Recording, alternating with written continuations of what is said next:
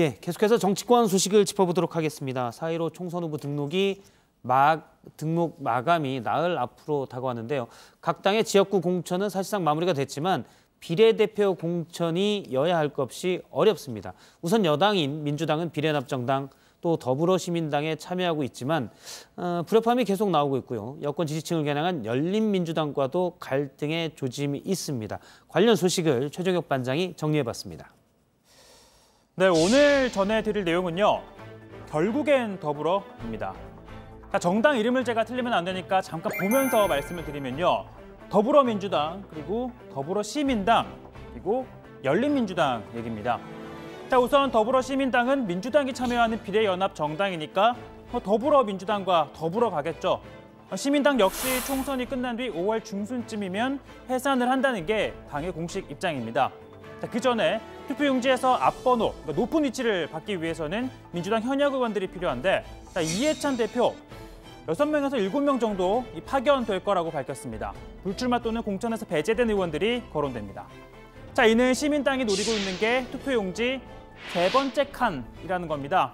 자, 비례 후보를 내지 않는 민주당과 통합당을 제외하면 현재 현역 의원이 가장 많은 민생당이 비례대표 투표용지 맨 윗칸을 차지하게 됩니다. 그리고 의석수에 따라 두 번째는 미래한국당이 그 뒤를 이어 더불어시민당이 세 번째가 될 수 있다는 겁니다. 그리고 역시 의석수에 따라 정의당, 자유공화당이 순위됩니다. 자, 여기서 좀 궁금한 점이 들죠. 자, 원내정당 중 의석이 한 석으로 같은 정당들이 있는데요.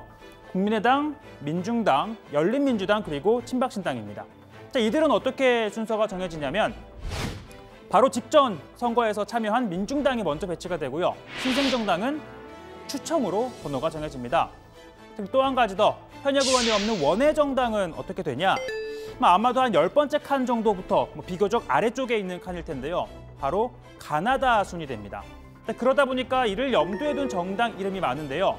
가자코리아, 가자평화인권당, 가자환경당입니다.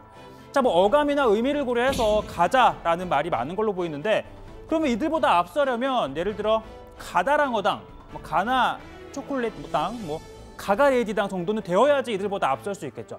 자, 일단 가자평화인권당, 가자환경당은 더불어시민당에 참여를 했습니다.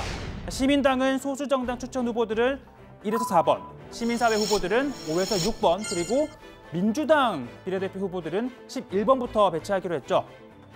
그러나 당장 불협화음이 터져 나오고 있습니다. 자신들이 추천한 후보가 탈락한 가자평화인권당, 민주당이 우리를 우롱했다. 독자 후보를 낼 것이라고 반발했습니다. 민주당 비례 후보들도 불만이 없는 게 아닌데 왜 득보잡 후보들이 앞번호를 받냐? 검증된 우리가 전면에 배치돼야 한다는 겁니다. 다만 이럴 가능성은 있어 보입니다. 11번이라고 딱 못을 박으신 건가요? 만약에 후보가 부족하면 앞으로 땡겨지거나 그럴 가능성은 없으신 거라고.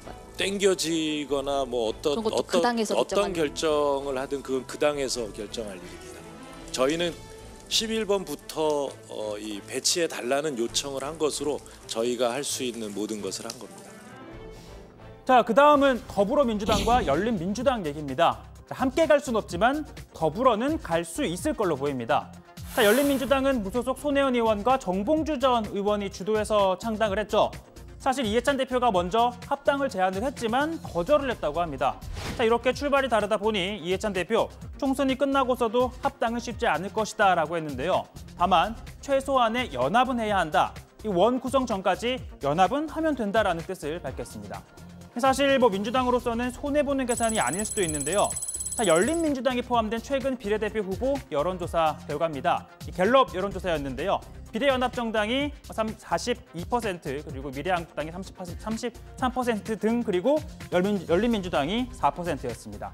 자, 이 여론조사 결과를 바탕으로 또 지역구 의석은 현재 기준으로 한 다음 준연동형 비례대표제를 적용하게 되면 열린민주당은 비례대표 2석을 얻게 됩니다. 비례연합정당 21석, 그리고 미래한국당 17석 등이 되겠죠. 자, 물론 변수는 많이 있습니다. 실제 총선에서 이 열린민주당이 더 높은 4%, 보신 4%보다 더 높은 득표율을 기록한다면 의석은 더 많이 가져갈 수 있겠죠. 다만 이 민주당 지지층이 더불어시민당과 열린민주당으로 분산이 되면 결국에는 이 시민당 의석수가 줄게 될 겁니다. 즉 제로섬 게임일 수 있다는 건데요. 아니면 반대로 실전에서는 이 비례 의석을 얻을 수 있는 최소 득표율 3%를 넘기지 못할 가능성 역시 배제할 수는 없을 겁니다. 당장 더불어민주당, 이 열린민주당의 공천에 대해 부적절하다라며 비판을 했죠. 자세한 얘기는 들어가서 더 다뤄보겠습니다.